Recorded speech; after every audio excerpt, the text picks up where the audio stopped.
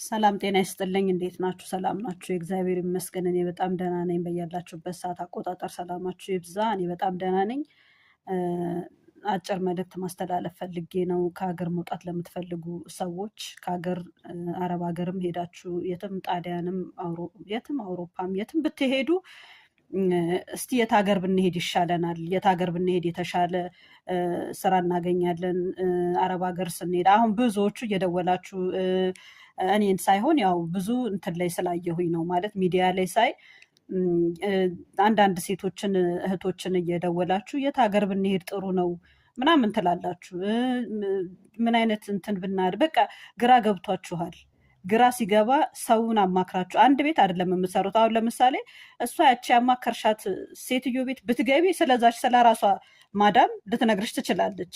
ስለሌላው ስለ ጎረቤቱ እያንዳንዱ አሁን ኢትዮጵያ የምትኖሩበትን አካባቢ ከአንዱ ጎረቤት አንዱ ጎረቤት የተለየ አኗኗር ነው የሚኖረው። አንድ አይነት ኑሮ የሚኖር ሰው የለም። ስለዚህ ማንም ከራሱ ከሚሰራበት ቤት ውጪ ስለሌላው ማወቅ አይችልም።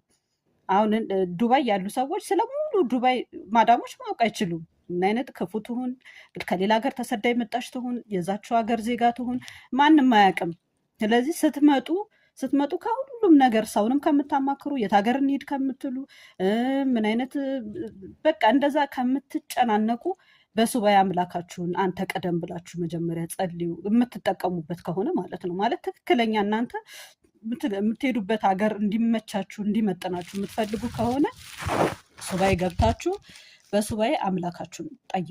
በቃ እኔ እንደዚህ ሀገር መሄድ ፈልጌያለሁ፣ አንተ ቅደም። የምሄድበትን ቦታ ያች የምትገቡባት ሴትዮ ክፉ የሆነችዋ ደግ ሆና ብዙ ነገሯ ተቀይሮ ትደርሳላችሁ። እመኑኝ፣ እንደዛ ነው እንጂ የሚሻለው። ማንም ስለሌላው ሰው ማንም አያውቅም። ማንም ስለሚገጥምሽ ነገር ወይ ደግሞ ከሀገራችሁ ከመውጣታችሁ በፊት የሚያናግሯችሁ ከሆነ አሁን በኢንተርቪው አድርገው ምናምን ነው ከዛ በኋላ ቪዛ የሚያሰሩት።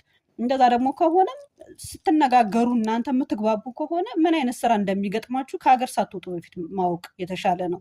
ከዛ እስከምትወጡ ድረስ ይሁን ምንም ይሁን ብላችሁ ወጥታችሁ ደግሞ እዚህ ከመጣችሁ በኋላ ወይ ዱባይም ወይ ሌላ ሀገር እንዲህ ከሄዳችሁ በኋላ በሽተኞች እየሆኑ ብዙዎቹ እየታመሙ ነው። ብዙዎቹ በስትረስ በጭንቀት ምክንያት ብዙዎቹ እየታመሙ ነው።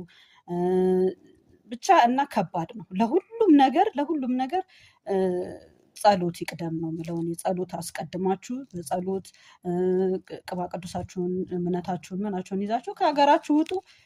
እግዚአብሔር ይቀድማል፣ እመቤቴ ትቀድማለች እንጂ እንደዛ ነው እንጂ የሚሻለው። እነዛ ሰዎች ለእናንተ ዋስትናም ኢቭን አሁን የትም ሀገር ኤምባሲም ክፉን ያርቅ